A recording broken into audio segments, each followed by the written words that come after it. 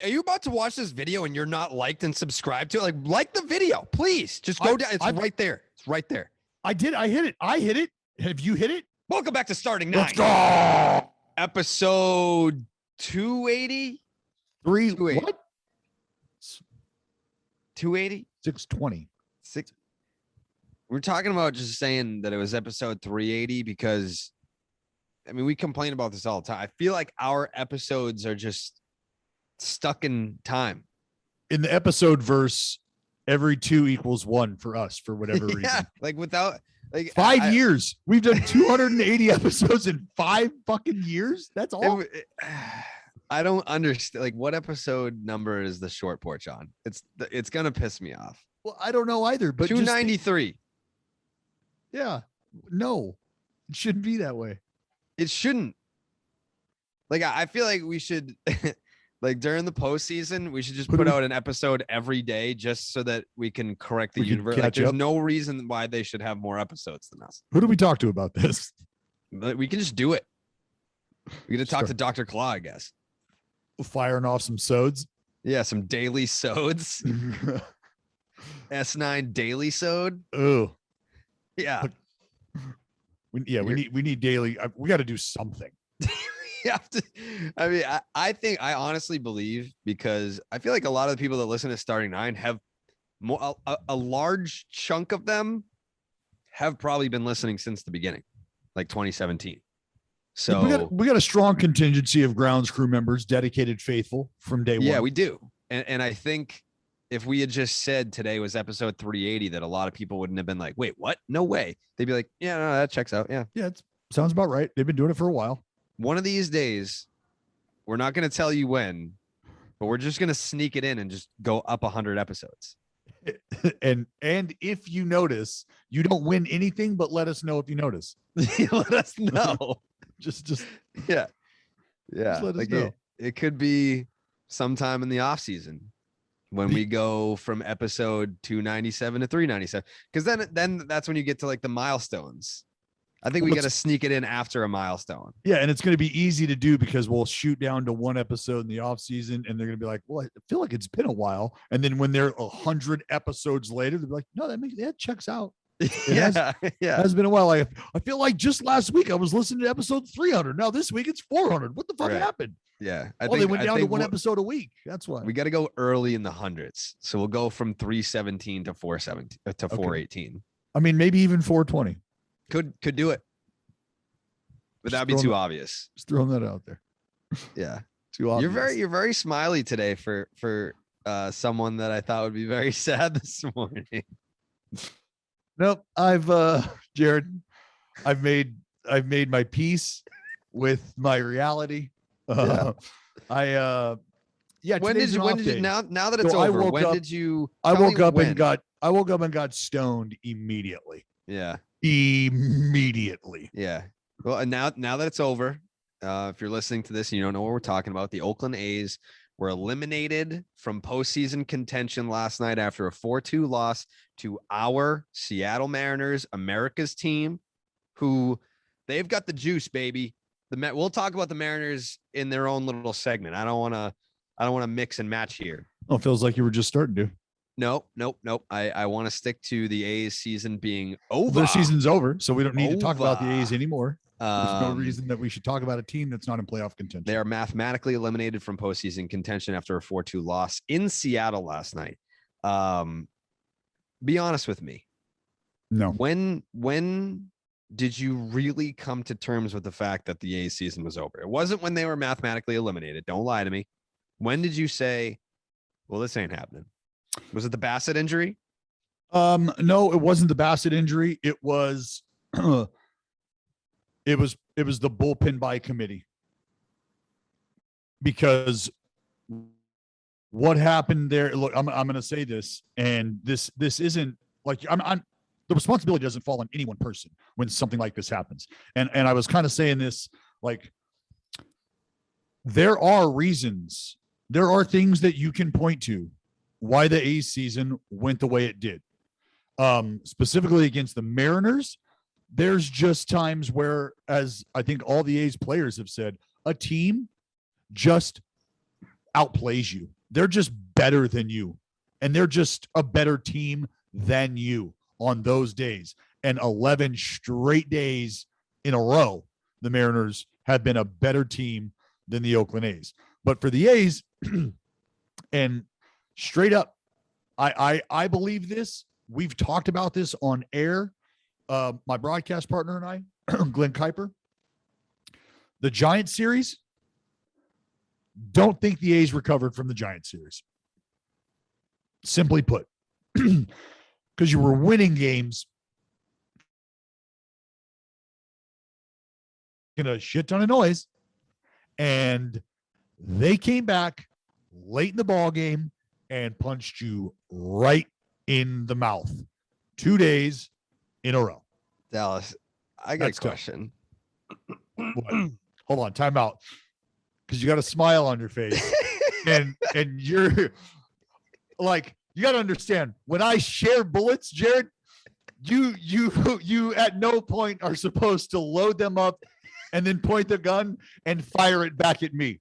Okay, because I haven't ever done that to you. And that is oh my God. Do you want to listen to the first 30 episodes after the Mookie Betts trade, you son of a bitch? What are you talking about? What are you talking about? I've never tried to make your pain feel even worse. I've never done that. Dallas Braden. Quoted here. You've heard it. Never. No. I just have a question. I don't want to hear your question. Take. I'm not done explaining what happened. All right. If you don't want to answer the question, then I'll pose it to the grounds crew on this particular podcast. Just a question. Just a question. Just a little food for thought. Try to get the brain juices flowing on this. What day is it? Doesn't Thursday. Matter. Why are you talking about days? What days? Days are just a measurement of time, man-made, Jared. This is just where my mind goes here. And maybe some of you listening already know what I'm going to say, or ask rather. I asked Dallas Braden right now, at what point did you really point to the A's season ending? Like, when was it all over? Dallas Braden just told you firsthand. I think it was against the Giants. I think it was when the Giants beat the A's. And then my mind starts to wander a little bit more. No, it doesn't. Dallas Braden has been poking the San Francisco Giants all goddamn year, giving them all the bulletin board material that they could ever ask for. A team full of wily vets who have talent, but maybe they're just on the wrong side of 30 and they need a little kick in the ass to get it going in the morning.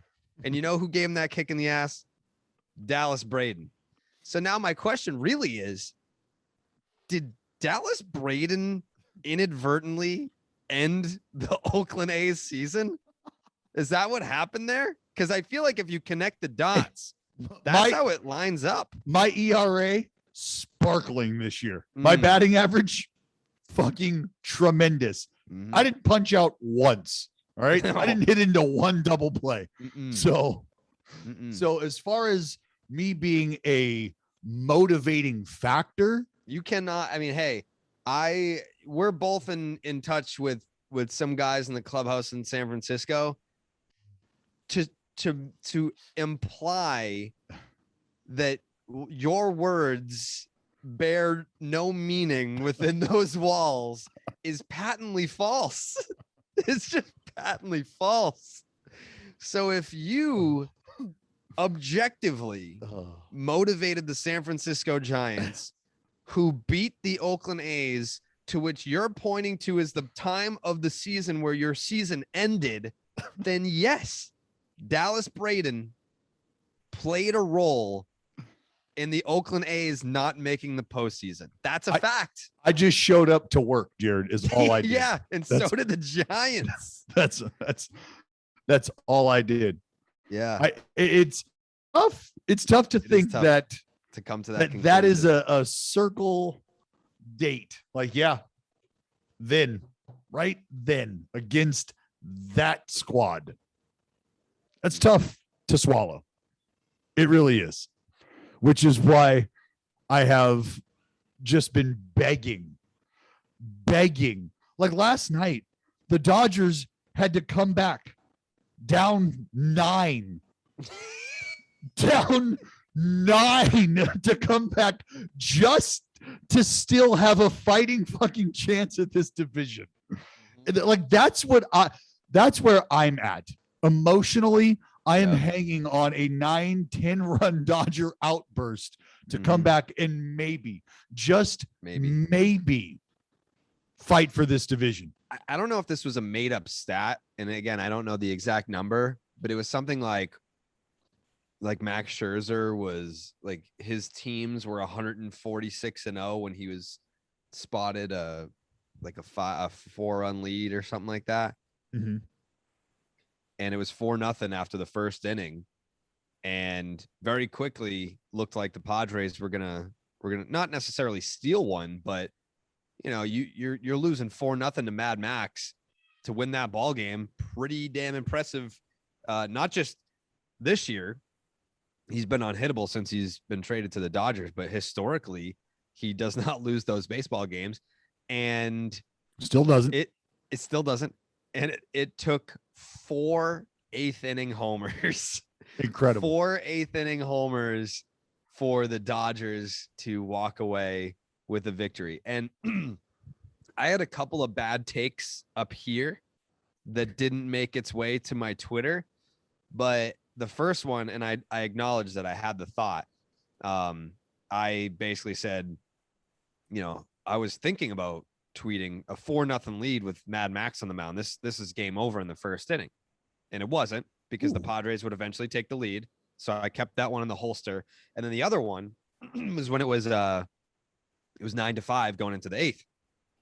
And I was going to tweet something along the lines of, you know, back in April and even 2020, like, but more so like April, when the Dodgers and the Padres were playing each other and they were all playoff game atmosphere, the thought of going to bed while there was a Dodger Padre game on and not really caring about the end result, that would have been insanity back in April. Right. And now here I was laying in bed. So admittedly, I didn't even turn my TV on because it was the last game on last night. Every other game was over except for Dodgers Padres. It was like 1:30 on the East Coast. And I got in bed, and I think it was Bellinger. Yes. Nope. Bellinger hit the game tying home run. So before he hit that, I think it was the homer before Bellinger tied it. I put the game on my phone. I was like, I'm so not into this rivalry anymore that I'm going to lay in bed like I'm watching TikToks before I go to sleep. I'll put the game on my phone. Can't even be bothered to turn the TV on. And then that's when I saw the Bellinger home run to tie it and the Seager home run to give the Dodgers the lead. And it was a 4-homer 8th inning for LA to beat the Padres, who I don't even want to, like, I don't know what happened. Like, you can only blame injuries so much. Yes, but when those injuries happen to the guys that are what make you that competitive, that's a big deal. That's why depth is so important. That is what you're seeing. That is why you can appreciate what the Dodgers do. And now if folks haven't been paying attention to the Giants for whatever reason, you haven't been paying attention, you can see their depth as well. When teams can use the entirety of their roster, Jared, and even some other resources in AAA that can come up and cycle through and be useful resources, that is a hallmark of a championship contender. That is the hallmark of a perennial postseason contender. Are teams that can filter in and out guys, and the depth of their roster allows them to compete on getaway day. I've been doing you a solid over the last 5-10 minutes or so by moving away from the Oakland A's season being over. We already talked about that. I just wanted you to, I wanted to give you the opportunity to put the season to rest. I like if this were a funeral and you got called up to the podium and Bo Mel wanted you to say a few words, what would you have to say? There's nothing to say, and at the same time, there's everything to say.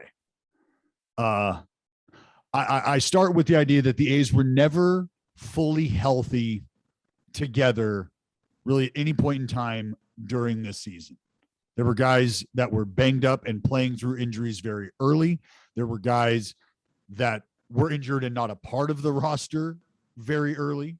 You have the Laureano suspension. I mean, there's a lot that went into the A's, what felt like hitting a certain point in time and just a steady downhill slide. Again, I'm not pointing out any one individual because it's a complete team lack of production that found. When you talk about little shit, though, like the Mariners' domination, going into this last series, the 10 games that the Mariners had won in a row, if the A's would have just split those 10 games with the Mariners, just split those 10 games during that time, the A's would have been in the first wild card position. They would have been wild card team 1. If you just split the ass kicking the Mariners gave you. Like, that's a tough one. That's tough to take on the chin right there. Like, you're going to, you finish the season, what is it, 16 and, what was it, 16 and 3 or whatever against the Mariners? Yeah. Like, that's good. Or 15 and 4. Like, just that's unacceptable. Unacceptable. The Texas Rangers. Was it 12 straight? 12 straight. 11 or 12 straight. Yeah, that's not going to get it done at all. But I talked about the injuries. I talked about the suspension. Obviously, you lose Cruz Bassett, but Matt Chapman, coming back from a hip surgery. What's that? 15 and 4. Yeah, 15 and 4. Matt Chapman coming back from the hip surgery. That's a guy who you were going to need to be able to depend on and probably win the Gold Glove. But offensively, took him a while to get his legs underneath him, to get that hip right and feeling how he can make adjustments. There's just Elvis Andrus. Like, the guy started out, I don't think Elvis was hitting 100 until May. But as the season progressed, he got better. Eventually, numbers start to even out. What happens? Elvis breaks his fucking leg. Shit me? Elvis breaks his leg. Piscotty's got wrist surgery. Jed Lowry's hand's banged up. I mean, you're depending on Jed Lowry to stay healthy. That's where you went wrong. Like, that was a joke that was more than passable when Jed Lowry was an employee of the New York Mets. But every time that Jed Lowry's put an Oakland A's uniform on, Jed Lowry's been everything you'd want Jed Lowry to be. What's that? Guy's been Cal Ripken Jr. I mean, there's like, yeah, I get you can knock Jed for his time with the Mets and how that didn't work out for Mets fans. Well, there's a reason that Jed showed up back in Oakland and just picked up right where he left off. Yeah. But again, that's a guy that you depend on. This guy, fuck, what, he had 40, 50, 60 doubles or whatever the fuck 2 years ago. Like, yeah. And yeah, so the bullpen implosion, that plays a huge part in the A's not being able to progress and move forward through a downtime when your offense might not be scoring runs, because there's a moment where you feel like you're scoring just enough to win, but the bullpen can't lock it down. So ultimately, it's a season that saw some individual performances take a step. Frankie Montas threw the ball extremely well during the second half. That was fun to see. But the bottom line is, for the first time in 5 years, the Oakland A's will play meaningless baseball games during the regular season. Meaningless, like they're not going to affect the ability to get into the postseason. Just, I'm really sorry, Dallas. High note, though. What? We've got the ability to return the same starting rotation as is right now. Yeah. Right now. Yeah. See, let's turn that frown upside down. You know what? Let's change the subject. Let's not even talk about the A's. Some Toronto Blue Jays news. Marcus Semien has hit more home runs than any second baseman in baseball history. Wow. congratulations to Marcus Semien. He did that last night. Big night in baseball last night, by the way. Toronto Blue Jays got the win over the New York Yankees. So that affects the wild card standings in that the Red Sox were able to beat the Baltimore Orioles. So now they're a game back to the top spot. And then the Seattle Mariners, our Seattle Mariners, America's team, they stay a half game back in the second wild card, that being the Boston Red Sox. So, wow. Congratulations, Marcus Semien, Toronto Blue Jay, the most home runs in baseball history by a second baseman. Congratulations. Just make sure that you're the one that checks the mail this Christmas. I mean, I'm just saying, like, that's a big accomplishment. You know how many people have played second base in baseball history? And this is the guy. I said it on air last night. Not bad for a shortstop. Yeah. Not bad for a shortstop. Yeah. For a guy who, wow. Could you imagine, like, just think about your team. And maybe your team was on the cusp of a postseason berth. Mm-hmm. Just think about having the ability to lock in a dude of that caliber and maybe being able to plug him into a lineup that could use, I don't know, 40 plus homers from the middle infield spot, any middle infield spot. Pick your middle infield spot. Well, Marcus Semien, I have to believe, will be one of the most highly coveted players this offseason. I think Marcus Semien is a steal even in that group of the shortstops that are going to be hitting the market. Where do you think he goes? I mean, the Blue Jays have the money to pay him. I feel like you can't. If you're serious about moving forward, the Blue Jays have the money to pay him. Their owners are billionaires. No. I'm saying the only thing that you have to factor in with Marcus is he is a Cali guy. He is a family guy. And with the world the way it is right now, and his family, his children, they're going to be starting school. You're making a decision. Am I starting my children's life and journey and academic career, blah, blah, blah. Like, that's going to be done in Canada now. Or is that going to be done somewhere else? Because getting your family to and from Canada under these restrictions and stuff isn't necessarily easy. It's a nightmare. Going to the Angels? What's that? He seems like the perfect fit for the Angels. It's like, all right, we need pitching. Let's go get Marcus Semien. You know what?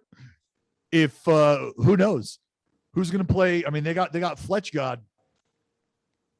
I mean, I love me some David Fletcher, but like, doesn't he have like a 670 OPS? Yeah. Well, he can move around. Yeah. You know, he can move. He's a nice little player, but I mean, if you can get a second baseman who can pop you 40 in the same lineup as Shohei Ohtani and Mike Trout, now you're kind of cooking with gas a little bit. He's a bat to ball guy. Don't need to drive you out of putting up fucking 8 runs a night. Yeah, like Marcus Semien, wherever Marcus Semien lands, he is going to be such a tool for That's the what manager. Everyone says about me. No, they say you are a. Right. Yeah. Marcus will be a resource. You're still just a tool. He like middle infield capability either side, and the dude like righty lefty doesn't matter. Like, not a platoon dude. Like, this is a fucking guy. And This guy. always go back to the young guys who have a voice in the clubhouse or who aren't afraid to voice their voice in the clubhouse. I will always go back to Alek Manoah telling the world, our fearless leader, this is our dude. Can we get him on the podcast? Do you know him at all? Manoah? Yeah. I could fire off something. Yeah. Yeah. Yeah. He seems like a guy that's got some takes. Oh, for sure. And Well, like he's a grinder. Like he no doubt, but like a grinder mentality. You can just see like he understands the baseball hierarchy, and you heard him talking about Joe West kind of introducing him to the big leagues, squeezing him, and him like knowing that that's kind of a thing going on, and like that's kind of a throwback. Not a lot of guys coming into the game have that understanding of the game on that kind of level. Mm-hmm. Yeah. Yeah. I think he'd be a great combo. I think it'd be a great conversation. We should go to Canada. I'd fly up there. You know what we should do? We should go walk the CN Tower with him. Yeah, let's do it. I've never been. I've only been to Montreal. I've never been to Toronto. I know. Hold on. Clip that off. Me telling Jared that we're going to go walk the CN Tower and him confirming and saying, yeah, let's do it. Why is that like one of those stupid fucking, like, is it like a physical task? Like walking, this is like rock climbing, but a tower. You just look up the CN Tower right now. Oh, it's in Toronto. Great seats to the game. Oh yeah, I mean, I know what the fuck this thing is. Yeah, it's what I thought in my head. Yeah. You gonna walk that with me? Yeah, who gives a fuck? You think I'm afraid of heights or something? You gonna go out on top and dangle off the edge? I'm not afraid of heights. Okay. Yeah. I thought you were a little bitch. No. When it came to that. No, I'm not afraid of heights. I'm trying to think of like what I'm not gonna tell you. I have an irrational fear. I don't have like a danger fear. What's your irrational fear? I can't tell. It's on the internet. I'm sure people will tweet it to you. I mean, it's not something that like I keep private. I've talked about it on radio before, and it's very real. Like I have so for example, like the Undertaker, he has an irrational fear of cucumbers. It's kind of like that. Like something just weirds you out. Like it's beyond being weirded out. It's like if you put it near me, like I'll, like in the cartoons, how like the cartoon characters, they get scared of like the rats and stuff. You know what I mean? Like they like run up on tables and shit.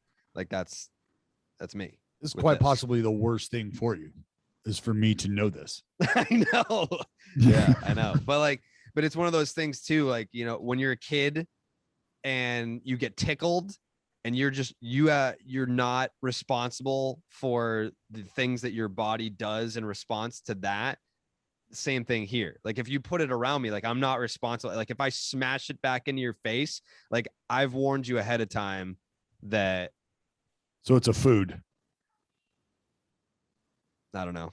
Yeah, absolutely. Yeah. All So right. like if we'll get there.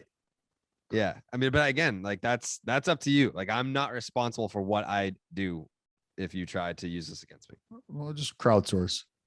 Just crowdsource. Yeah, no problem. Hey, we do got to give a quick shout out. To who? Did we already talk about the Redbirds clinching? Not yet. Hold on. We'll get there in a second. I know you're excited. Next week, Alex Avila is going to be on the podcast. And recently retired Alex Avila.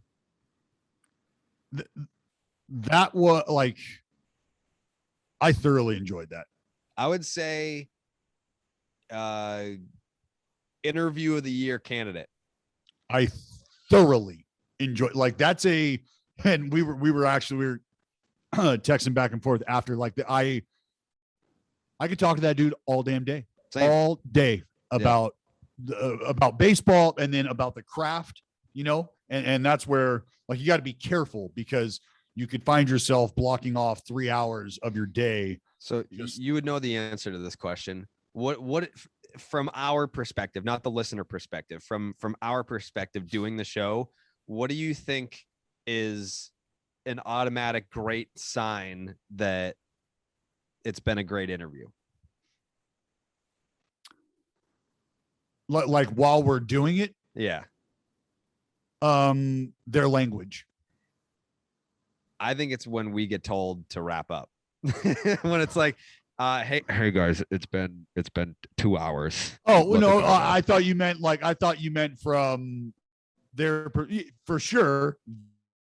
That is because things are going well, but like sometimes when you get when Chappelle breaks out the wrap it up box on you, it's not always great. Like, hey, fucking let's get it going here. Yeah. But no, like, but I will say this, and it's not like bragging or whatever, but we've never had someone go, look, can you, well, actually we've had one, We've had one interview. Let's talk about the book. We talk about just get to the Hey, fucking book. ask me about the book. Fucking asshole. Just one. But other than that, no. And that's why I said like language, but it's also been a year. That was 2017, I'm pretty sure. Yeah, that was it had to be our first year, right? Yeah, it was one of the first interviews we've ever done. Terrible. So good. So terrible. Good. I could wrap it up. Yeah. We'd love I to. can't even believe that we put that in. Like, we should have just trashed the whole interview and not even used it. I know. But I mean, we were desperate back then. Like, we needed anybody, but what a fucking brutal interview. Oh. Yeah, so Alex Avila next week. Yeah, please, you do not want to miss that. No, you don't. Talk about the Cardinals on the other side of this. Collectible. This seems right up your alley, Dallas. Well, this is actually, Jared, a company that I brought to Barstool. Oh, look at this. Wouldn't you know it? What's really cool about this is for the folks who dabble in the stock market, right? You understand that there's ownership of things. You're a part of something. Well, you might not have it in your hand per se, but you know what? You're a part of something. You're an owner. And did you know that top sports cards have outperformed the S&P 500 by over 400% since 2008? Think about that. Sports-loving investors are finally figuring out a way to turn their passion into profits. How? Pretty easy. But until now, the most rare and historic sports cards, they've been way too expensive for most investors, right? Like you're hunting the mantle. You got that kind of cheese? Maybe not. Hunting that Aaron? You got that kind of, probably not. But you know what you do have? You might have $5. You might have $10 you could spare. Well, that's where Collectible comes in. Okay? Because Collectible is the investing app where you can buy and trade shares of iconic sports collectibles. Sometimes the shit that's worth millions of dollars, like I said, for just $5. That makes you an owner. Yeah, you're damn right. From that 52 Topps Mantle 10 PSA rated to the sister card of the world's most expensive Mahomes rookie, Collectible has got unprecedented access to these items. And now they've partnered with us, Starting 9, to prove it. They're giving away 178 free spots in a 3-sport break worth over $24,000. $24,000 worth of cards, and you have an opportunity to get into one of those 178 free spots. I, myself, will be breaking some of the world's most iconic wax live for Collectible. One pool could change your entire life. One card, folks, just one.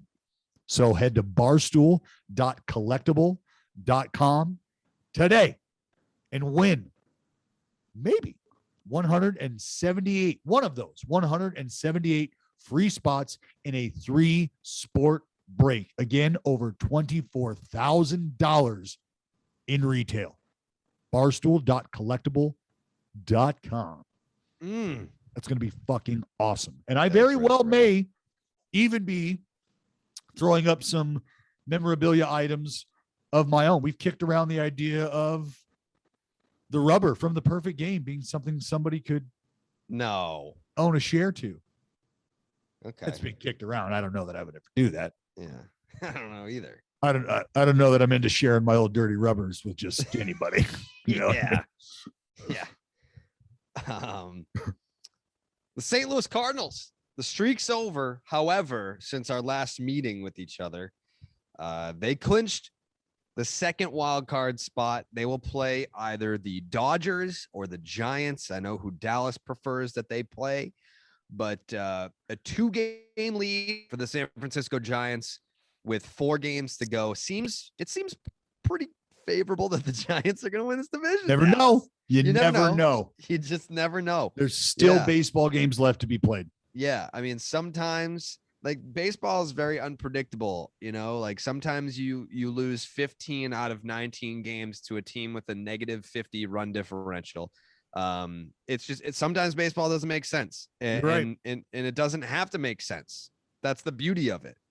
The people that struggle to make sense of things that have already happened in our game, that's when you lose. Just enjoy the chaos. Enjoy the chaos. And there's a lot of chaos going on right now as it pertains to the Giants having a 2-game lead over the Dodgers with 4 games to go. So now a 3-win team now? A 100 and is it 102? Right now the Dodgers have 102 victories, and they could be the ones playing in a wild card game. And that number is going to go up because I can't imagine the Dodgers are going to lose 4 straight baseball games. So yeah, you have a potential 106-win baseball team playing in a wild card game against the St. Louis Cardinals, who clinched that wild card spot after winning 17 straight baseball games. 17 in a row. You want to talk about, this is the prime example of getting hot at the right time and why even a good team doesn't want any part of a hot team, because you've got guys 1 through 9 in this lineup banging. They're throwing the ball well. The St. Louis Cardinals have got shit figured out right now. They do. Did you see the stat that I tweeted? What's that? I'm trying to find it now. I tweeted a stat yesterday. And because they lost, it still counts. Let's see. Where do we go here? The St. Louis Cardinals. Oh, by the way, that was another thing that I wanted to bring up that pissed me off. Paul Goldschmidt, Harrison Bader, Tyler O'Neill, and Nolan Arenado hit 348 with an 11-15 OPS over the Cardinals' 17-game winning streak with 22 doubles, 23 homers, 71 runs scored, and 63 RBI. What was I pissed about? MLB trade rumors yesterday, which I love though. I'm not anti MLB trade rumors. I fucking love that site. Who hasn't? What baseball fan doesn't use that site almost every day? They tweeted, Nolan Arenado won't exercise his opt-out clause this offseason. And then I said, per starting 9 7 months ago. Nolan said that on the podcast with us 7 months ago. Yeah. He was a Cardinal for maybe 48 hours, maybe less. And he told us, it's a done deal. Came on, he was like, yo, I'm fucking staying. Yeah, this is home. This is home. Like, yeah, they're good. I'm good. We're going to be good together. This is a great fucking franchise to play for. They actually like me, and they want to pay me to play for them. Yeah. So I'm really into that too. Mm-hmm. It became abundantly clear very quickly that Nolan Arenado was probably going to retire a St. Louis Cardinal. Right. So if you're a member of the grounds crew, congratulations. You received Nolan Arenado opt-out clause news 7 months before the rest of the world. Before anybody even started kicking the tires on whether or not Nolan might think about leaving, we went ahead and got that out of the way for you 48 hours into this thing. All right. Hey, how you doing? You're a Cardinal. Things look great. Thoughts on ever leaving? Don't have them. So lifer? Yep, for good. Right on, man. How's lunch? Congrats. Welcome home. Congrats. See you. For you. It's going to be fun. It's going to be great. Fun. Yeah. Where's the home run race at right now? I think I'm down 2. But there's some numbers that, you're just mentioning the offense. There's some numbers that folks need to be aware of just to kind of put into context what the month of September has looked like for the St. Louis Cardinals. Because from April to August, the St. Louis Cardinals had a 67-63 win-loss record. I'm up 3, bitch. Anyways. Slightly above 500. God damn it. Scoring 4.1 runs per game from April through August. They had a team OPS of 707. They had hit 142 home runs from April to August. And all of that led to a run differential of a negative 12. The month of September, oh my, how the turntables. 21-6 is that sparkly win-loss record. They're scoring almost 6 runs a game at 5.7. That's top 3 in the MLB. They've got a team OPS of 819. That's also top 3 in the MLB.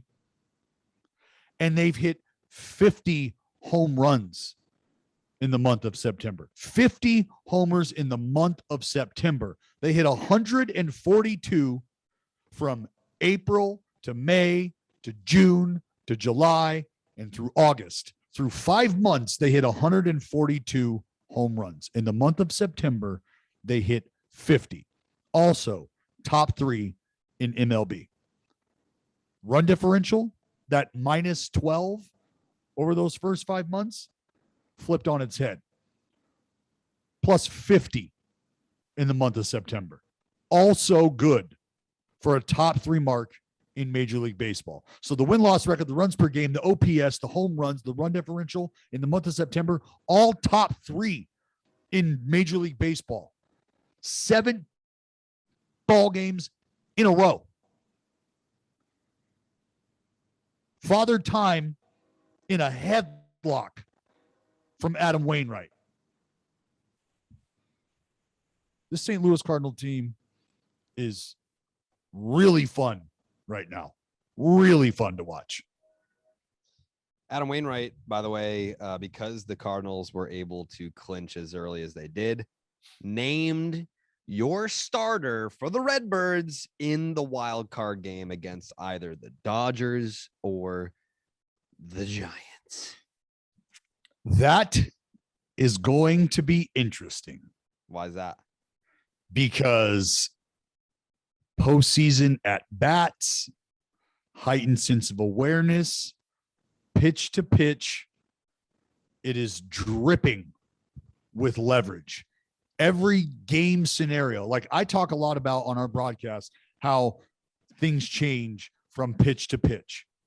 Hitter success rates, a hitter's approach from 2-1 to 1-2, what those numbers look like, what a guy might be thinking, the defensive positioning that changes, which could potentially affect pitch selection. And if it does affect pitch selection, is the hitter taking note of that? Like there's just so much that goes on when there's a heightened sense of awareness in leverage spots. And that's what the postseason is from pitch 1.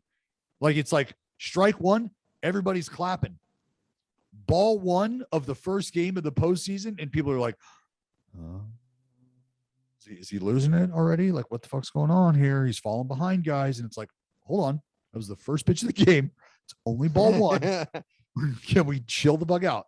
But what I'm getting at is Wainwright's been around the block, and both of these clubs have had their fair share of encounters with Adam Wainwright.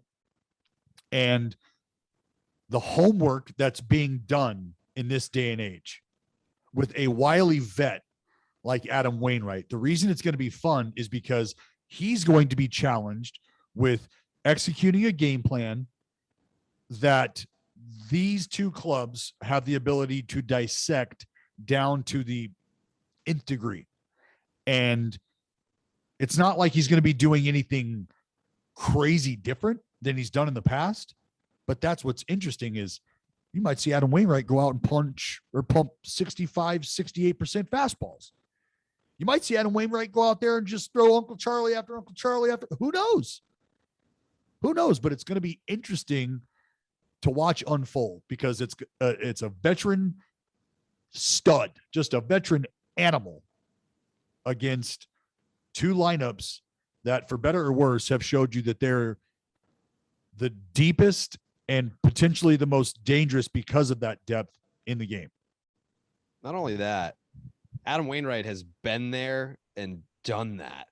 Regular season, postseason, he has been through the flames of October and come out on the other side victorious. Oh yeah. So if they're out of all the teams that are still in a fight for a playoff spot or have already clinched a playoff spot, if you were to have a do or die game 7 type scenario draft of the starting pitchers remaining, I would have to imagine he's like a top 3 pick. Yeah. Well, I mean, I can remember you and I talking and like you asked me this and it was about John Lester. And yeah. I said, like, I'm starting John Lester in the postseason. and I said that 4 years ago, because of John Lester's pedigree in the postseason. Straight up. Like, and I'd be hard pressed to tell you that somebody like a Johnny Lester or somebody like a Adam Wainwright, if they were rocking like a 6.5 the entire year, getting their ass kicked all season long with no point of success at any time, I might be hard pressed to tell you that they deserve the ball game one in a postseason series. But there's something that clicks as a competitor when the lights go on, and knowing that, it becomes really tough to turn away from guys that you've watched turn it on, that you know can turn it on. Like that's real. That's a gene. That's DNA as a professional athlete. You have in you. It's go time. Let's fucking go. I can't wait for that game. It's going to be great. I cannot wait for that game. I feel like, are you going to be doing any streaming with us? With the Gambling Cave in Jersey? Are you at the Gambling Cave? So from what I've been told, if the Yankees are in the American League wild card game, regardless of who the opponent is, I have to go to New Jersey to stream. If the Red Sox are playing anybody but the Yankees in the wild card game, I can then do a live show at Kowloon for Section 10, which seems like the most unlikely of the scenarios. But if it's Yankees, Red Sox, Yankees, Mariners, Yankees, Blue Jays, I'm in Jersey for that.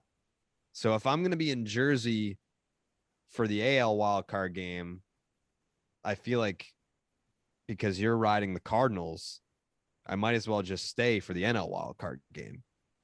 Where, in Jersey?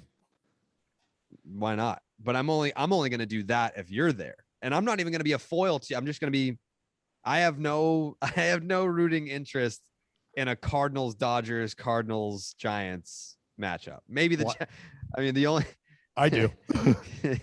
I know you do. If it's Cardinals, Giants, it's not, we're not going to see that. I think it's going to be worth it to stream Cardinals, Giants if that's the division series, which Jared, nobody involves me in those phone calls. So whoever is calling, no one called me. I called them because we were planning on doing Kowloon all along. So I had to call and ask for permission, of which I was denied. So no one called me either. That was one of those things that if I never called, I would have just gotten in trouble for not going, even though no one told me to go, type deals. Gotcha. Yeah.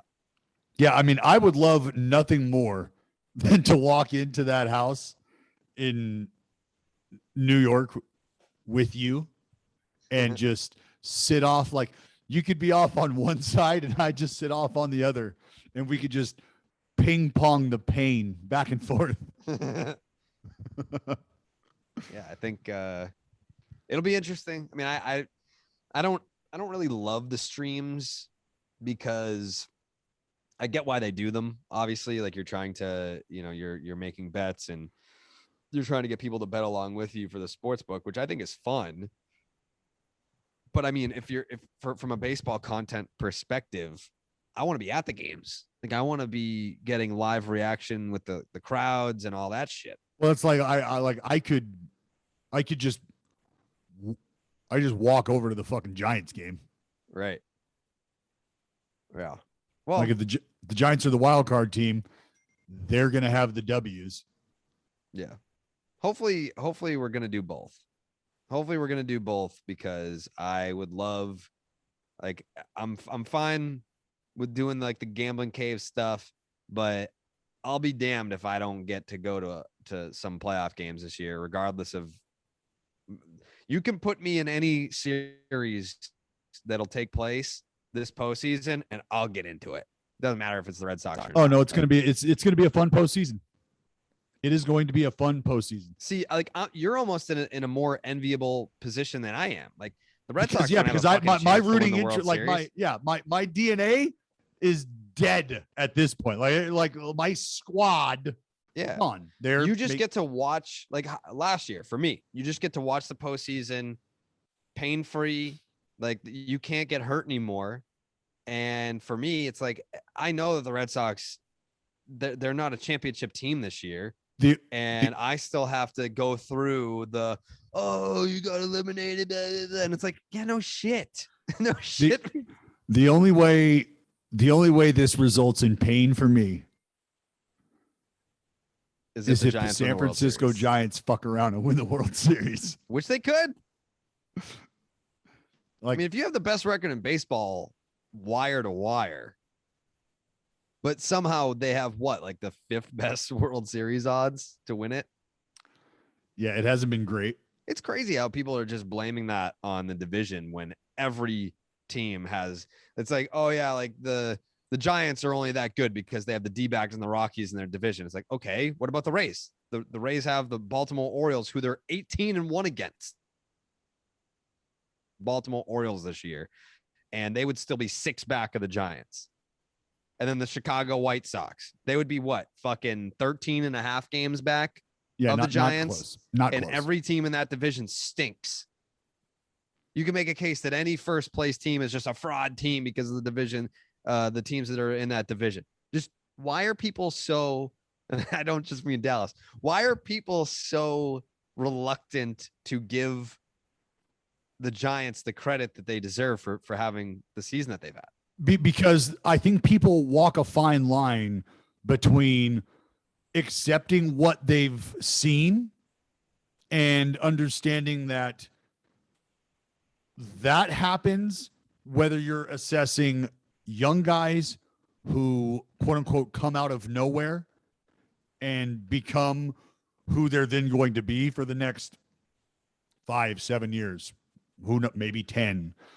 And then that happening to veteran guys who might be on the backside of their career, but you get otherworldly prime type of production from them. And when that happens, it's street legal to just go, well, that's why that's happening, which is what I've said all season long. Why are they winning? Why are they having success? Well, because everybody thought wasn't going to be good is good. That's why. Like, just if you're just boiling it down and putting it very simply, a guy in Brandon Crawford who had questions about like offense and how productive are we going to be moving forward? You want to know how productive? Career year sign and extension level production. That's how productive Brandon Crawford has been. Probably much more of an MVP candidate than I think a lot of people outside of the West Coast and even maybe Bay Area give Brandon Crawford credit for. Because for everybody that's trying to bust my balls and give me an argument about where their team is in relation to their MVP worthiness in regards to the Ohtani stuff, if you're one of these people that believes where the team is at has everything to do with the player and how valuable that player is, really tough to look at Brandon Crawford and think that the Giants are where they're at without that dude playing the defense he plays and doing what he's done at the plate. Yep. Really fucking tough. Yep. Then we get to Brandon Belt. Guy's wearing a fucking captain hat around. As far as I'm concerned, these are the first words that Brandon Belt has ever spoken outside of a batting cage or a baseball field. You're starting to get this dude's personality. It's shining through a little bit. And what that tells you is that locker room and that clubhouse is as gelled and is as pulling for each other as you want them to, as they need to be. But you're getting all of that from all the people who you had questions about. That's where the people who are assessing the San Francisco Giants from afar and are struggling to wrap their head around the success, that's what's happening. Like, guys come up late in ball games because Gabe Kapler's plugging and playing. Those guys are having success. They're winning tightly contested ball. They're just doing all the little things that you need to do on top of having performances from guys that you were like, look, if these dudes do well, I like our chances. If these guys don't, if the Flyers don't work out here, if Alex Wood doesn't throw the ball the way he has all season long, along with DeSclafani and Gossman, guys that have been in Cy Young conversations at points in times, like if those dudes aren't doing what they're doing, the Giants aren't here. But it's okay to just go, you know what? They're here because those guys are dealing. Yeah. That's been the problem. Last night, Red Sox beat the Orioles. Needed that one. Yankees. Garrett Cole. Do you have any concerns about Garrett Cole? I can't answer that question because everyone's just going to say that I'm biased. But Garrett Cole. That was a big game, huh? It was a huge game in Toronto against the team you're trying to fend off. I know that I saw it because I follow a few Yankee fans, and most of them are knowledgeable baseball fans, but a little delusional in their own right as well. They're trying to blame it on injury, tweeting highlights of Garrett Cole throwing a 97-mile-an-hour heater that has left to right movement that broke in directly on the black that just got cleaned out. At some point, you're just gonna be like, that was a fucking good piece of hitting, instead of being like, oh, he's injured. Dude just threw 97 on the black with movement. That's not a Garrett Cole problem. That's a Toronto Blue Jays lineup problem. They are a problem. So I haven't looked at his game log. I'll check right now. I'm curious how many times he's seen this lineup this year. The Jays? 1, 2, 3, How many times 4. has he pitched? That was his 5th time seeing the Jays lineup this year. So that could be it as well. Just quickly jumping to blame injury is kind of tired to me. Well, has there been? I haven't heard anything about him being injured. Like the hammy? Is that what you're still talking about? Yeah, I mean, that was somewhat recently. Garrett Cole in his last 3 starts, Dallas. His last 3 starts, the most important starts of the year. 17 2/3 innings, 15 earned runs, 5 homers, and he's hit a guy and walked 4. That's a 7.64 ERA. Opponents hitting .329 with a 988 OPS against Garrett Cole. It's not sexy these last few goes, but against the Blue Jays, we're talking about a guy who's got a 3.72 ERA over those 5 starts, 29 innings, 26 hits, 28 punch outs, 12 runs. He's given up 6 long balls. But tell me what he's done recently, Dallas. Well, that's his last 2 starts. That's what this league is all about, Carrabis. Yeah, what have you done for me lately? His last 2 starts against the Toronto Blue Jays, obviously last night was his most recent. And the start before that was also in the month of September, which he went 3 2/3. He only lasted 3 2/3, 5 hits, 3 runs, 2 earned. I'm assuming that's the game that he got hurt in, maybe. I can't remember. I don't know why he only lasted 3 2/3. I feel like that I should remember that. But 3 2/3 against the Blue Jays. And then last night, 6 innings, 9 hits, 5 earnies, 2 homers. Marcus Semien hit one off Garrett Cole. Marcus Semien, Jared, is the second baseman for the Toronto Blue Jays, who now holds the record for the most home runs hit in a Major League Baseball season by a second baseman. So you know what, Jared? Because I like Marcus, congratulations, because that couldn't have happened if he was playing shortstop for the Oakland A's. He wouldn't be able to set the record for the most home runs hit by a second baseman in Major League Baseball history if he was still playing shortstop for the A's. Physically couldn't do. So what you're saying is that the A's held Marcus Semien. I'm saying that Marcus Semien has now realized his potential as a second baseman with the Toronto Blue Jays. Because we saw what Marcus was more than capable of as a shortstop with the Oakland A's. Yeah. Just was not as good with the Oakland A's as he was as a Toronto Blue Jay. Anyway, you're getting off topic here. Do you have any concerns about Garrett Cole as the postseason moves forward?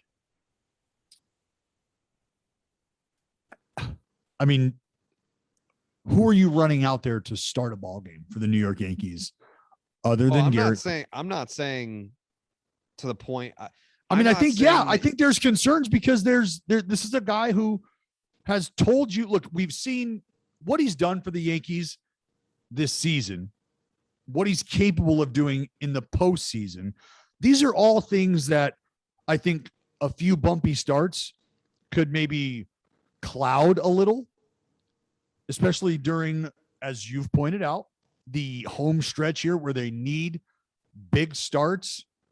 You'd like to see a guy starting to fall into a pattern here of stringing together some solid outings.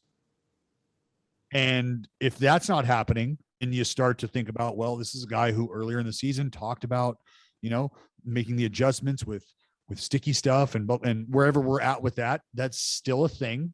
But you get into the postseason, and the reason I bring that up, because those postseason baseballs, a little different than the regular season baseballs, just a side note. But if you're not getting it done in these big games, I can understand why you might take pause, but hasn't Garrett Cole earned the right and the respect for you to evaluate what he's done in terms of a body of work in the postseason? That's how I look at Garrett Cole. And so if you're asking me, am I concerned with Garrett Cole's ability or potential ability to get outs in the postseason? No. But what we've seen recently in the starts, the injury, the sticky stuff, however extensive that might be affecting him still, those are reasons that could factor into some bumps. And it's definitely not at a point where you're considering starting someone else over Garrett Cole in a wild card game. However, I feel like the leash got shorter. Like if he's struggling in the first or the second, here, let's do this. Give me what are Garrett Cole's last 4 game logs? What do they look like cumulatively? I just told you he's got a 7.64 ERA in his last 3 starts. His last 3 starts. All right. In his last 4 postseason starts, he's got a 2.49 ERA, 3.51 FIP, 25 and a third innings. But doesn't that do nothing for you? 39 punch outs. Yeah, doesn't that do nothing for you though? That does a whole lot for me. No, I don't. Like, obviously, we just talked about John Lester and the postseason pedigree. Like, if you've been there and you've performed, that counts. But if you're going bad right now, that counts more. You don't just rip your calendar and see October and you're like, you know what? I'm gonna stop giving up fucking tanks. It's October, baby. It's not September anymore.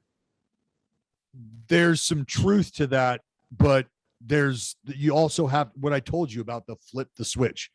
Like there are just things that change. And when you've got a guy, that's why like the experience is so valued, is because if you've got a young lineup going against a veteran out on the mound, and that young lineup is exposing themselves either via being aggressive early in the count on breaking balls that might not be close. So they're expanding their zone early, and the veteran takes note of that. And so instead of trying to get back to a point where you might be trying to establish one pitch or the other, you just start to take advantage of the vulnerability that's been exposed. And the young lineup might not be able to dig themselves out of that hole, while the veteran, who might not have his best shit, but has been there before, understands what's unfolding in front of him. And now he knows what he needs to do to attack the vulnerability that's been shown. If they're going to show you the window, jump through that motherfucker. And if you're Garrett Cole, windows. And that matters because the young lineup looks up and goes, fuck, it's the 6th inning. He's at 74 pitches. Like, what the fuck's going on? We got to reel this in. Like, we're getting into dangerous territory where Garrett Cole could like start to close his ball game right now. And we don't want to do that. And look, Garrett Cole is no Justin Verlander in the postseason. No. I mean, Justin Verlander sucked in the World Series. I think he's like one of the worst World Series pitchers of all time. Yeah, what was his? What was What's Verlander's? What am I trying to think about right now? He had a fucking. What year was that? I don't know. Justin Verlander. I can't find his fucking.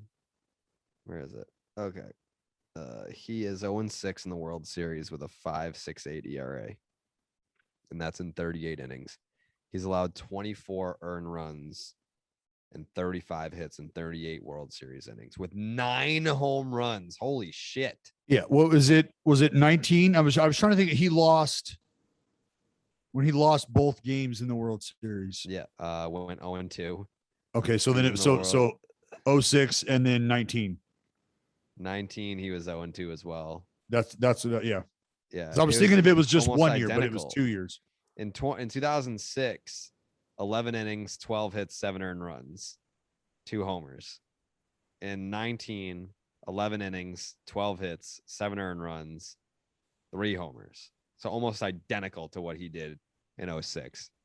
In the World Series. In the World goddamn Series. No, I'm not emphasizing like World goddamn. I'm saying I'm differentiating World Series and postseason. Like, you know, those are. This is the World Series. Yeah, I'm not the fucking World Series like Jared is. I'm just saying. No, it's the World Series. The series of the world.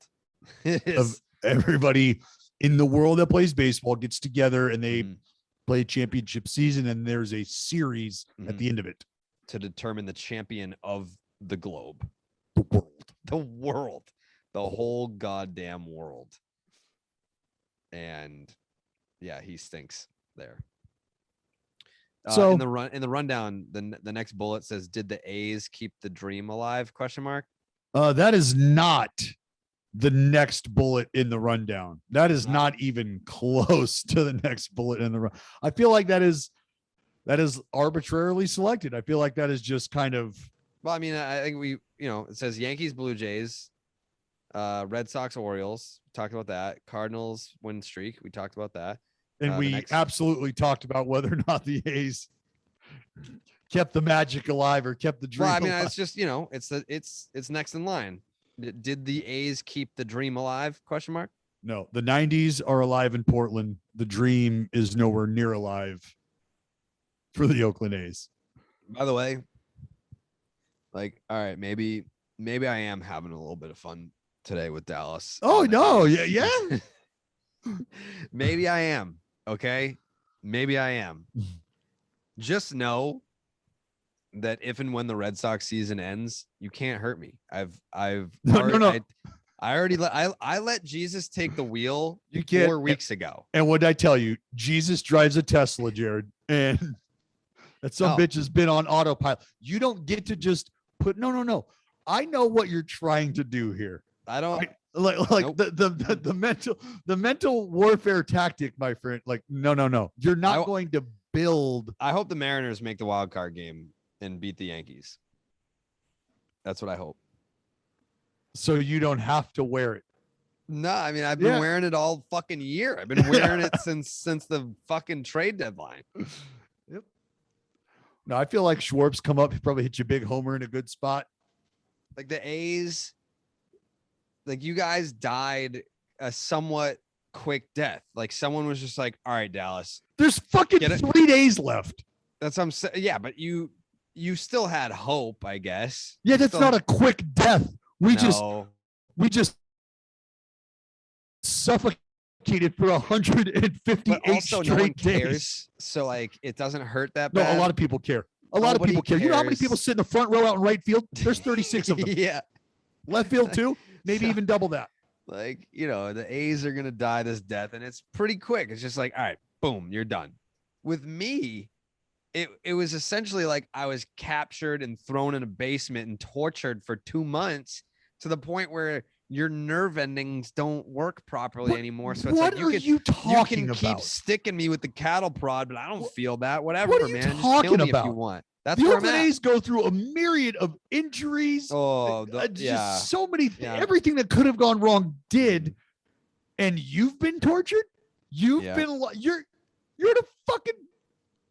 I cannot even entertain this right now. I'm not even. That's what I said. Like I hope the Mariners do it. I hope the Mariners do it. I want them to win the whole fucking thing. I want the Mariners to win the World Series. And so I'm sorry, Mariners fans, but you've been quenching your thirst with my tears and the tears of the A's for the better part of 11 straight ball games. Nothing will bring me more joy than because during the ball games, watching the screen, seeing the fans, Mariners fans, and before I fire one back in the quiver, let me pull this one out.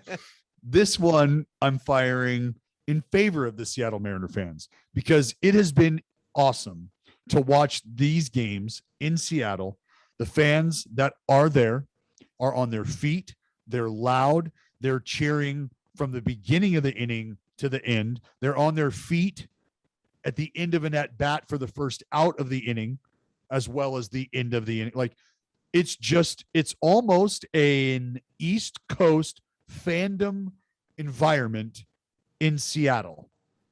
And that's awesome to see because the fans know that it's been how long, Jerry? 2001 was the last time. It is the longest playoff drought in North American sports history. Yeah. Not history, but active. And that right there, fans are very aware of that. And I feel that coming through the television. So thank you, Mariners fans. Like genuinely, seriously, thank you. And like fan to fan of the game, I know how exciting that is. And because I know how exciting that is, I can't wait to have the Seattle Mariners fans taste that defeat one more time. To be so close, to be so excited about what's happening here, to eventually feel like, man, all for nothing? All for nothing? That's going to be terrible. That's going to be terrible. You guys realize that the A's were outscored by 31 runs in the 12 straight losses against the Mariners? Outscored by 31 runs. A's never scored more than 5 in any one of those 12 ball games. Here's the best part. Mr. Steckenrider. Old Paul Sewald. Old Sadler. The Mariner bullpen, Jared, fucks. 1.25 ERA in those 12 wins. Just an incredible showing from the Seattle Mariners against my Oakland A's. I've washed my hands of this, Dallas. Whatever happens, happens. Yeah, whatever happens, happens. It ain't that easy. It is. Jesus, take the wheel. I'm gonna be. I've submitted myself to the baseball gods. I have no control over what happens, and I'm prepared mentally for any outcome. There's nothing you can do to hurt me. There's nothing that anyone can do to hurt me for the rest of this baseball season. Quit looking for that easy out. Quit looking Not an easy out for the. It absolutely is. It absolutely is. I know you're kind. Nope. Yeah, pain is on the way. Pain is on the way. Watch the Red Sox just like fucking run the table and win the World Series out of nowhere. Well, that's not happening. Yeah, we know that. I've already given that mojo away though.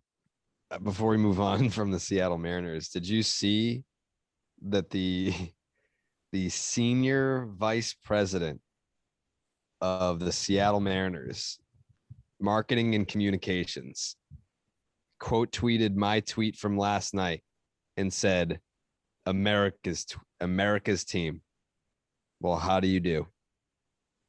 Oh, geez. America's team. People, I mean, it's one of those things where this has happened to me so many fucking times in my social media life that I've lived since 2006 that I'll start something and then it'll grow to the point where people just don't know the origin of it. And then people well,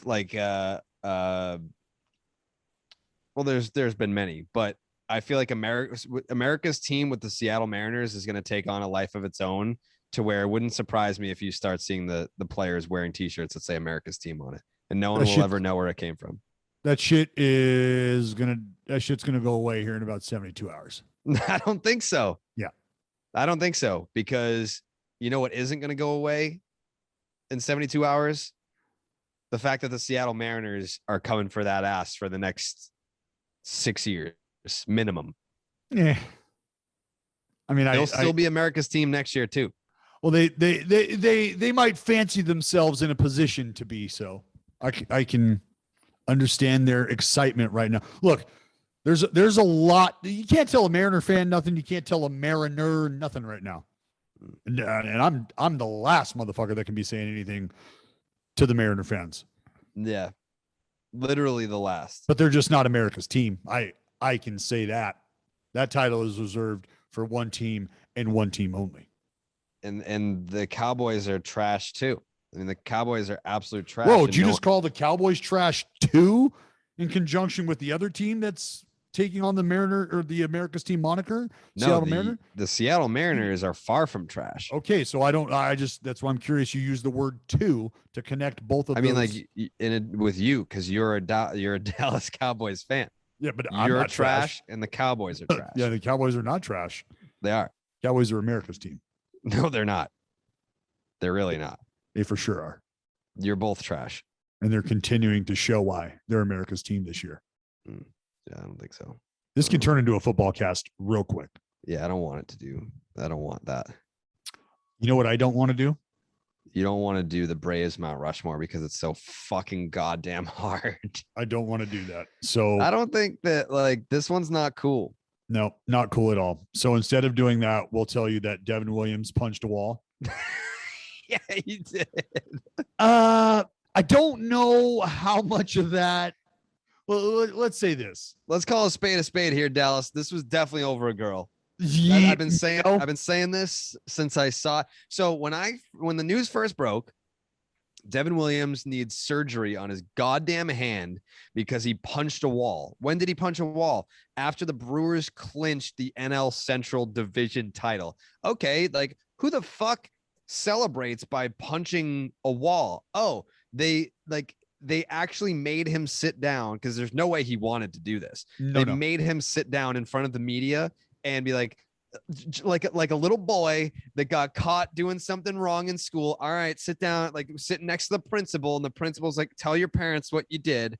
That's what he had to do in front of the media. And he used the word upset.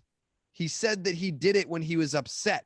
Mm-hmm. Okay, so what would he have been upset about? Right. Because if you're Devin Williams, it's not like you just got sat down and told that you're not on the postseason roster. You're the second best reliever in that bullpen behind Josh Hader. So you didn't get told, like, hey, congratulations. We wouldn't have won the division title without you, but you're actually getting left off the postseason roster. That conversation, 0% chance that took place. Why else would someone on the night that you clinch the division punch a wall? Why? It's got to be girl problems. Has to be. What other reason? And he said, and he said it. I'm not making it up. I'm not sullying anybody's good name here. He said, I had a little too much to drink, got upset, punched a wall. Yeah.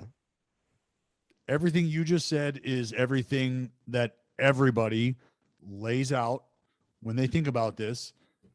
And that's why you come to the conclusion that you come to, is on a night where you have clinched a postseason berth, clinched your division, you're going. Like, sure, that doesn't mean that everything's, butterflies and unicorns, but you're probably having a decent night unless life happens. And that always happens. Life can always happen. Just because you're experiencing some of the highest of the highs doesn't mean that life away from the baseball field is on that same level. And shit can happen. And what I think really sucks is think about Devin Williams being the factor that he is for this club, not being able to be a participant in this journey. That's terrible. But credit to the Brewers for saying, you know what? We're not going to sugarcoat this for you. You've put the team in a horrible spot. You've put yourself in a horrible spot. And you're going to be an adult about it. I feel like you were probably like a punching walls guy when you were a player. Not at all. I was just going to say, the first thing you learn is to throw the glove, punch with your glove hand. Throw the glove, punch with the glove hand. Yeah. I used to punch shit all the time. I was an angry kid. I was very angry. No, I was in high school. I was very angry in high school. I remember when I worked at Bob's, RIP Bob's, they I don't even know what I was mad about, but they had this huge, the door to go to the back was this huge swinging door that was super fucking heavy. And I have like a grainy ass picture of it somewhere, but I punched that door and you can actually like still see it on my right knuckle. My pinky knuckle is way bigger than my pinky knuckle on my left hand. And I, for whatever reason, I'm sure that there's a science behind it, but if I were to punch something hard with my right hand right now, it would look like someone just like surgically implanted a golf ball there. Like it just automatically swells up. Is it really? Mm-hmm. Yeah, it swells up immediately, even if it's like not broken or anything. But yeah, I was an angry kid. Yeah, it's just you just learn early. Don't punch shit. Like you don't, not with your fucking throwing hand. Absolutely not. No. Funny story. We had a kid, he was a homie of mine throughout high school. He was not athletic at all, but hung around us and we were all athletic. He played football. He was a lineman, didn't play. But we made him play baseball. Like, no, you're coming out, you're going to play baseball. And like in the hood, you're on the team. If you're going to do the running, you're on the team. And so he was on the team and was just, I mean, liability doesn't even begin to describe how bad at baseball he was. And like to the point where like when this dude got his first hit, because he was grinded so hard by us as his own team, when he got his first hit, everybody, like the other team, the other team's parents, our crowd, everybody was cheering for him. Like, cause they were just like, God, you guys fucking crush this dude. Like we would make him play catch with the left fielder, and the left fielder, like the last couple balls, they would just fucking hum in as hard as possible. He couldn't catch him. I remember one time, actually, it's funny. We're along the line and he's like pissed because he can't throw the ball hard. He can't throw the ball hard at all. And our coach is a fucking math teacher. All right. And the math portables line the left field line of our baseball field. And we're standing in left field, throwing to his throwing partner who's standing on the line in left field with the math portables behind us. And I'm like, hey, you just, because he was a big dude. He was like 6'3", probably like 190 pounds when we were sophomores. He's a fucking big kid. And it was like, just sometimes you just got to get angry. You just get angry and just fucking throw the shit out of it, dude. That's all you got to do. And he was like, and he fucking huffed up, grabbed the, was like, and let out this most like just an incredibly like harrowing screech / cry, like, oh! And he threw the ball and it bounced off the window. Like he didn't even throw it hard enough to break the window. It bounced off the fucking portable window. That's when you have to hang it up. That's when you have to hang it up. You have to. But the most visceral, like, like a women's tennis player. The slow-mo. Oh, it was great. It was fucking great. Yeah, but the ending to that story is he was getting a start. He was getting a start. All pumped up, all excited. Socked the fucking water cooler, broke his hand, couldn't play. How do you break your hand on a water cooler? With those big ass igloo jugs? Yeah, you can't. That's hard to break your knuckle on that. No, the old school ones, like the old. They look like big old kegs. With the orange lines in them. Yes, yeah, those things are hard. Yeah, they're and hard. When they're full of water. Well, yeah, I guess if they're full. He's not fucking punching empty water jugs, bud. Yeah. Anyways, don't punch shit. Yeah, don't punch shit. Don't end up like Devin Williams, who I'm sure feels like the biggest asshole in the world right now, because it's totally different when, like, who was it? Fucking Luzardo, Ryan Sweeney, former Oakland A, in that awful season of 2011 where the Red Sox collapsed and got eliminated on the last second of the season. I want to say he was like upset over playing time or whatever, and he punched a door and he was out for the year after that. It's like, all right, dude. Like, swing dog. But like him, it's like, all right, you're essentially a non-factor for that team. But Devin Williams, big factor. Huge factor. Huge. Huge. And like, yeah, I understand like Hader can go and give you 5-6 outs, but I mean, we're talking about 6-inning games. Well, if I was going to say, if that's the case, if you think like either one of those dudes, Hader give you 6, 3 for Devin Williams. Devin give you 4, 5, 6, 3 for Hader. Not happening.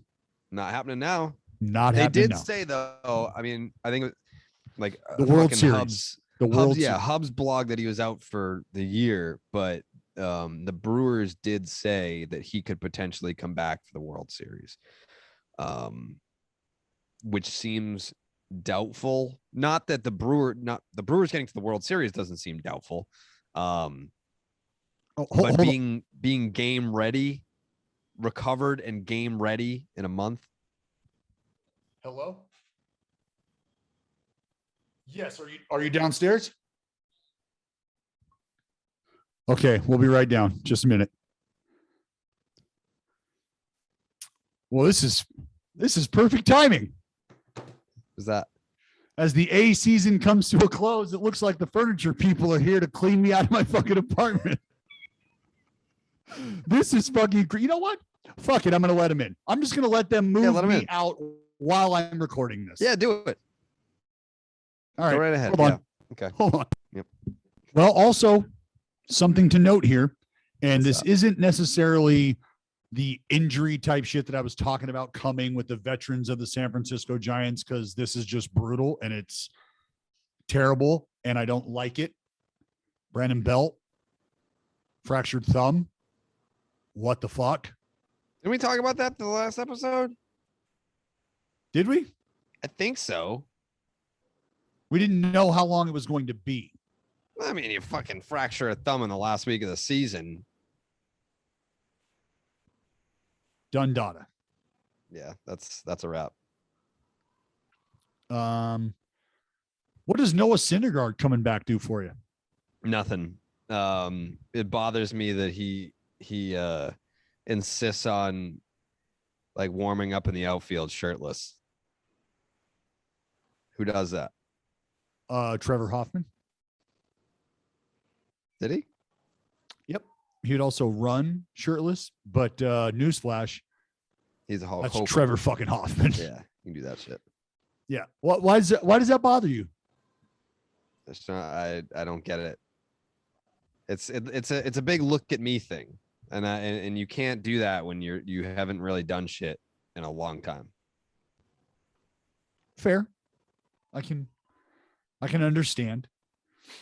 I think it's just cool that he's back and he's healthy, or showing that he's on the way to being healthy. That's the most important thing. That's it. Royals agree to a 2-year extension with Michael A. Taylor, which is just another indicator that they continue to value the athletes and the approach of trying to move the game of baseball along, trying to create offense. I can respect it. I like it. I got nothing on that. I'm fascinated by the fact that the A's are eliminated from postseason contention no more than 12 hours ago. And here we are recording starting 9 the morning after, and the movers are here to get Dallas's shit out of here. It is incredible. It really is. It really is. I mean, it's sad. We can laugh through the pain. It is the world and the universe and maybe the baseball gods all convening together. Baseball gods do be paying attention to shit like this. Hell yeah. Yeah. Yeah. You think the baseball gods listen to starting 9? Probably. Yeah. Easily in the rotation. Yeah. I know a lot of player wifeys that listen to starting 9.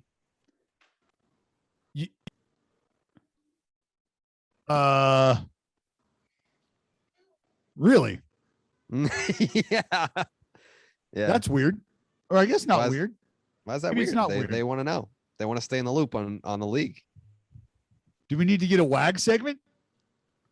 I would love to have a WAG segment. I think that would be very progressive of us to have a WAG segment where I'm sure the guys would hate it. Like they would absolutely hate it. Yeah, the players don't want anything to do with. No, they do. The last thing they want is a microphone behalf. Stuck in front of their wife or girlfriend. Yeah. But which is why I am here for it. Yeah, exactly. Yeah, if they're really well. Well, how about this? But if you are a wife or a girlfriend that is listening to this, please know that this can be just as much of a safe space for you as it is for your significant others. Fact. Maybe you guys want to start a fucking Etsy company together. I don't know. I'm fucking in. I'm very artsy. I think, you know what? I'm going to put out some feelers on the WAG segment. And it's that won't be the time. WAGs probably don't like being called WAGs. No, there's probably going to have to be a little workshopping of the segment name. Yeah. I don't know though. Like some of them are like, I mean, it's not like a derogatory term. It's an acronym. Wives and girlfriends. Wives and girlfriends. Yeah. Like it's not a derogatory term. It's just not. It's just easier to say that section.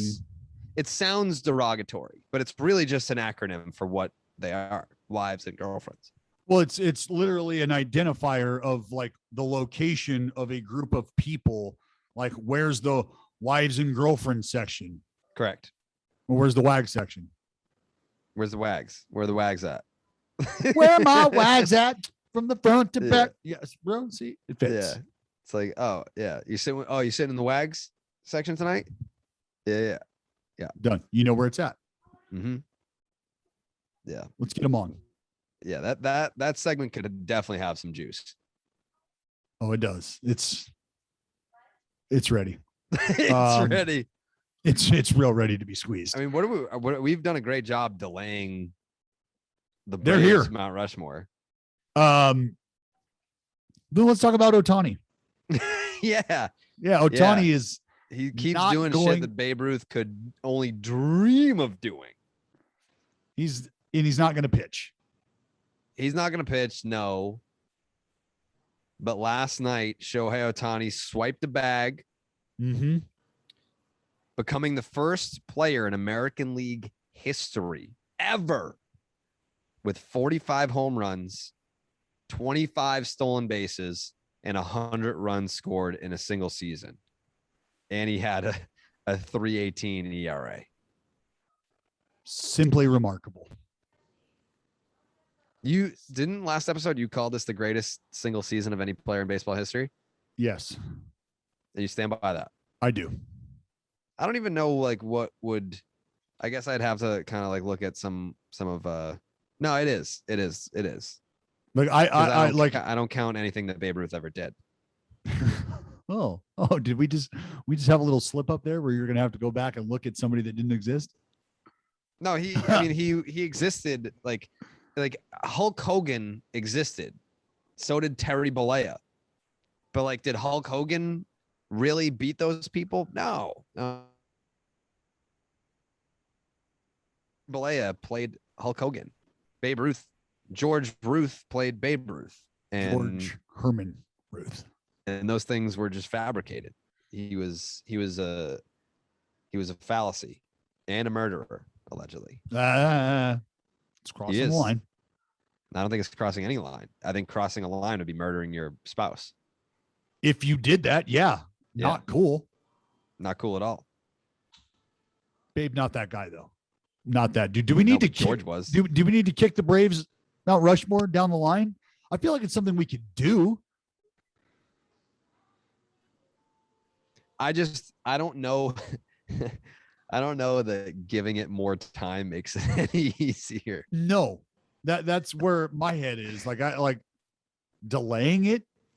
I thought the Yankees would be the most difficult Mount Rushmore, but it is by far the Atlanta Braves. By far. It's tough. It's tough. Just to kind of put the Ohtani stuff in perspective, though. Mm-hmm. There have only been 6 seasons where a player has hit 45 plus homers, 25 plus stolen bags, and none of the other players, as far as I remember, Jared, pitched. Correct. So just for context,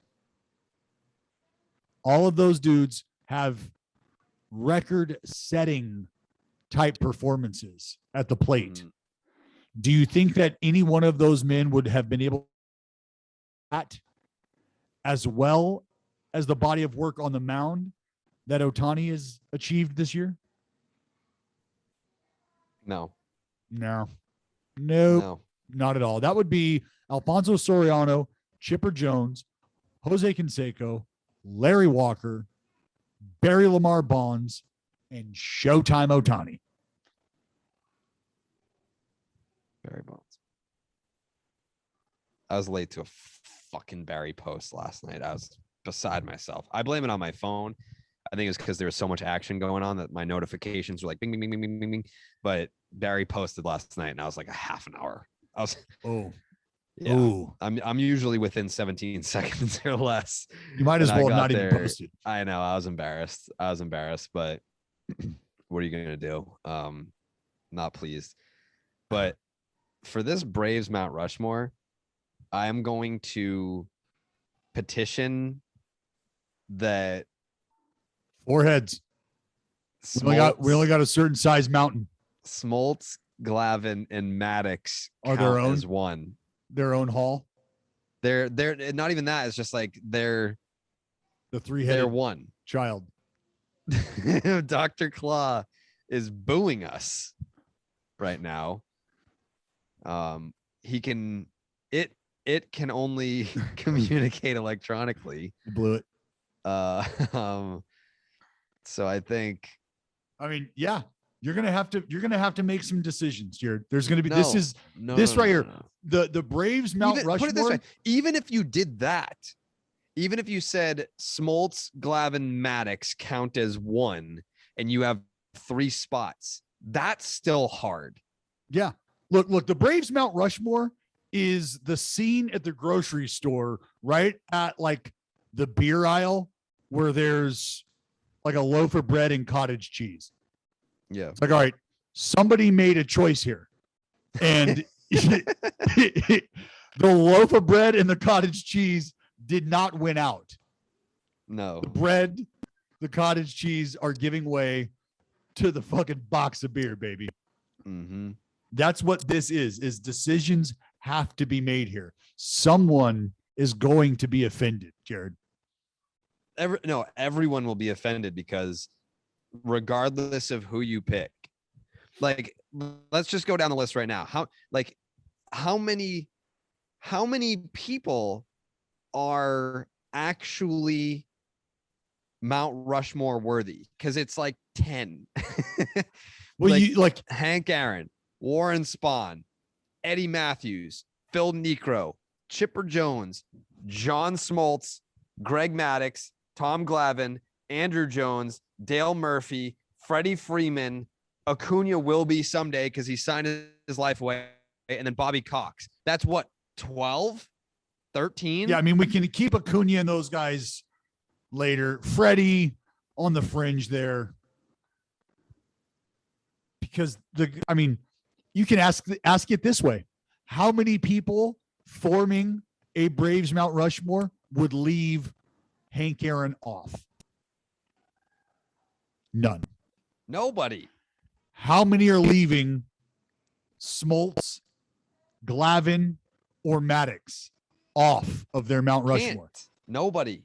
Chipper Jones. Nobody. Like Bobby Cox? You're not leaving Bobby Cox. Cannot be left off. No.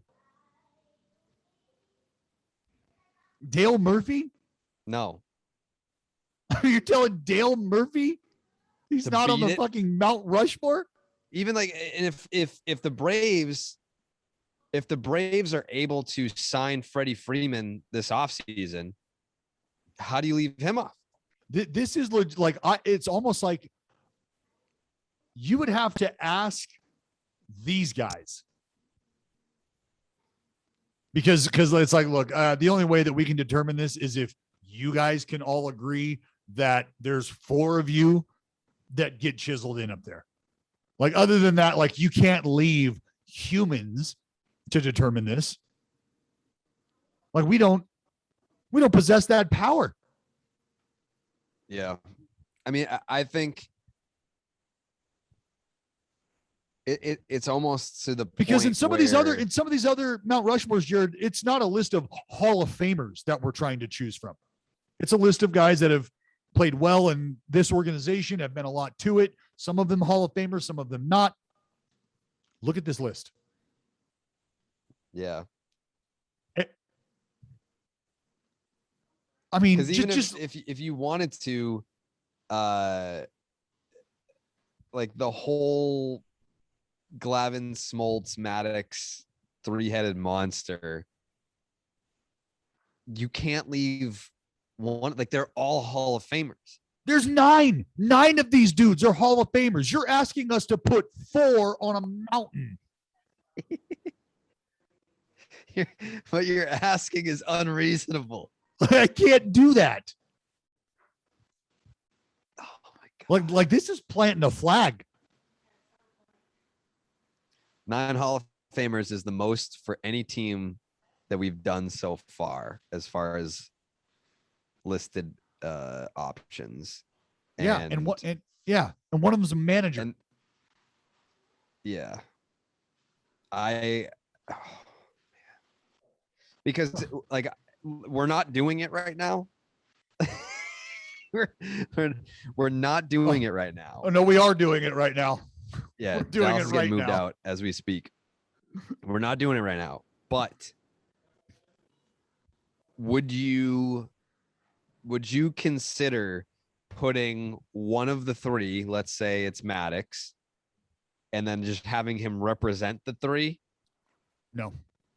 You'd have to put all 3? Can't do it. You can't do it because they were great together. They're great in their own right. Yeah.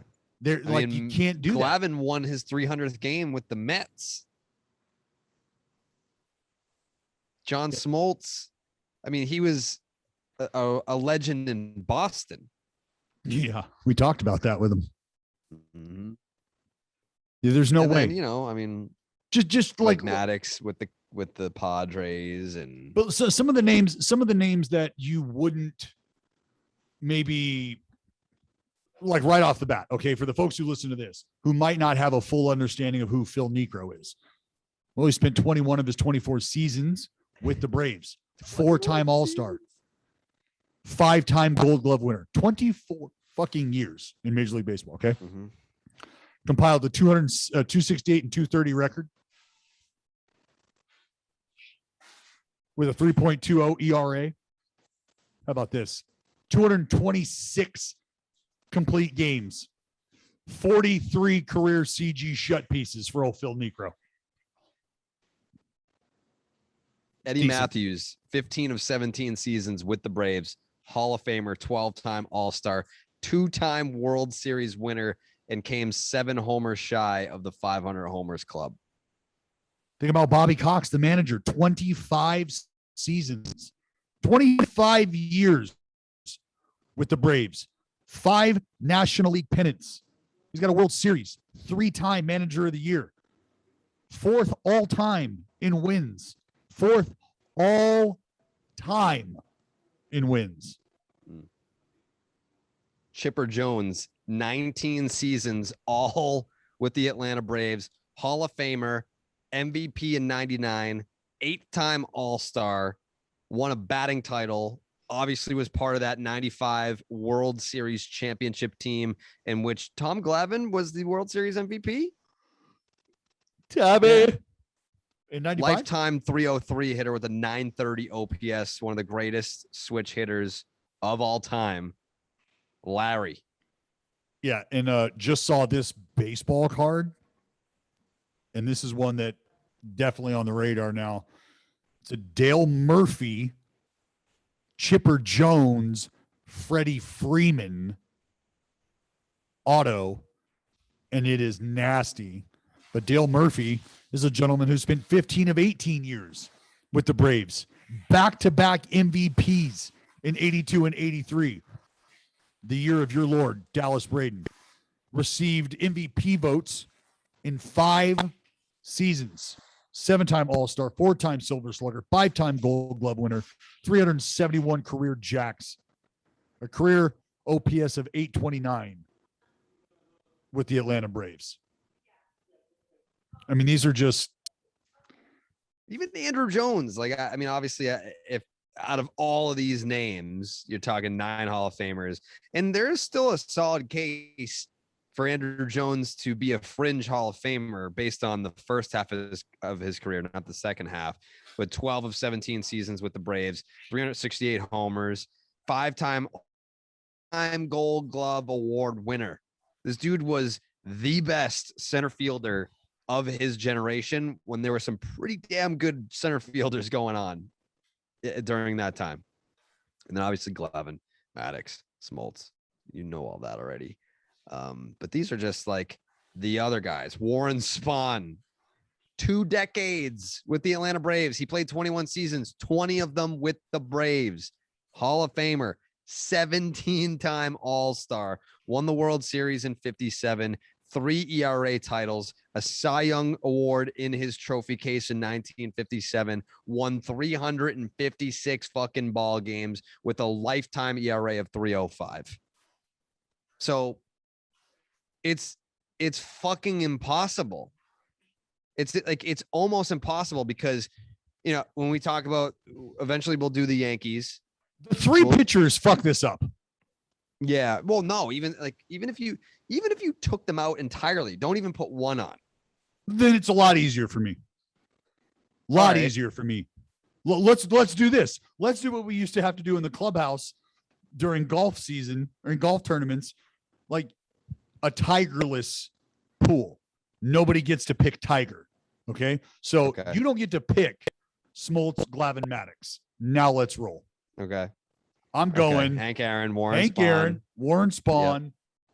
Eddie Matthews, Chipper Jones. Okay. Hank Aaron, Warren Spahn, Chipper Jones, Bobby Cox.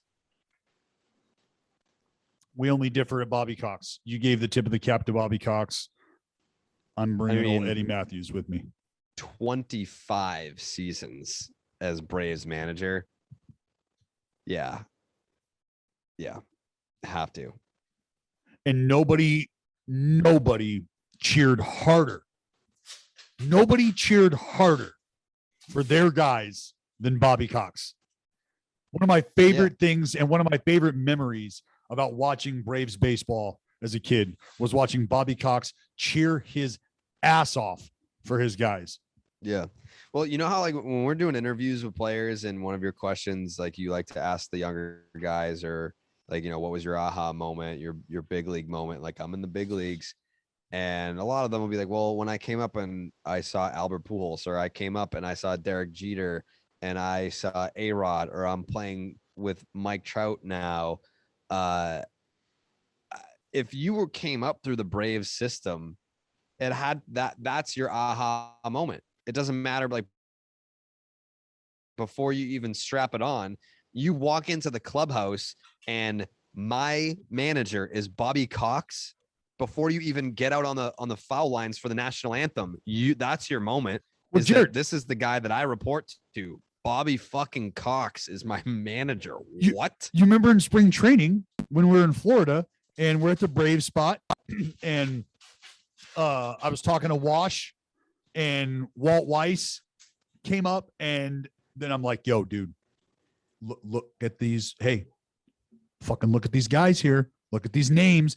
It was Andrew Jones, Fred McGriff, Chipper, all walking around out there. And you're just like to see those dudes in a Braves uniform on the baseball field. Yeah, it'll leave you in awe. It'll leave you in awe. It did. It did. Yeah. Oh, man. So did we successfully navigate our way around having to pick? I think so. I'm trying to navigate my way around a ballpark this postseason. Well, you better call our homies at SeatGeek. Yeah, I'm going to, because this podcast is sponsored by SeatGeek, and we've worked with SeatGeek for a long time, and we are excited to be back working with them for the 2021 baseball season. Live events are back, and more importantly, the postseason is back. And our friends at SeatGeek have all the tickets, whether it's baseball, football, concerts, or more. SeatGeek puts tickets from all over the web in one place to make buying simple. SeatGeek rates every ticket from 0 to 10. Make sure that you are getting a good deal. Green means good. Red means bad. We will be going to some postseason games this October. We'll be using SeatGeek to get there. And we've got a deal for you if you're trying to get there as well. Use promo code STARTING for $20 off your first order. That is promo code STARTING to get $20 off. Just download the SeatGeek app, click the Me tab, and enter the promo code STARTING. All right. Final thoughts, Dallas, before we get on out of here? Nope. Final thoughts. I'm just packing it in, really, is all I'm doing, Jared. Just packing up and it's been real. Getting ready for the offseason. That's as an Oakland A. Right. But starting 9 season is just getting started. Yeah, facilitator of fun season is just getting started. Oh yeah, it's about to go down. So yeah, I'm gonna have to take a look at some birds, start flapping my wings to make it on over to Jersey. It'll be good to have you here. I'm fucking tired of the handicap matches that keep going on where it's like, all right, to make it fair, it's you versus 4 people, and it's still not really fair. It would be nice to have a tag partner. It's going down. It's going down. Any final thoughts before we wrap it up? I mean, shit. This is going to be a great fight to the finish. Like I said, Jesus has taken the wheel, so you can't hurt me regardless of what happens. The next time we meet, we will know who's in, who's out. The next time we meet, we will know who's in and who's out. And as it stands right now, as of this recording on September 30th at 2:35 p.m. Eastern Standard Time, the New York Yankees have a 1-game lead over the Boston Red Sox. Those are your 2 wild card teams as it pertains to the American League. The wild card would happen in the Bronx. Red Sox, Yankees. But that's if the Seattle Mariners don't have something to say about it, because they are a half game back in the loss column, 1 game back of the Boston Red Sox in the loss column. And then you have the Toronto Blue Jays, who are a half game back of the Mariners.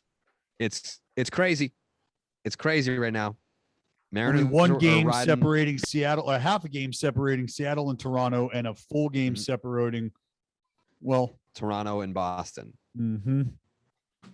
Yep. It is a human centipede of playoff hopefuls in the American League wild card. Just such an underrated series. Oh, it's great. They came out with a 3rd one. I didn't know that. I rented it. Yeah. It was good. Yeah, I'm gonna have to eat that one up. Yep. Oh. It's been fun. It's been real fun. We go.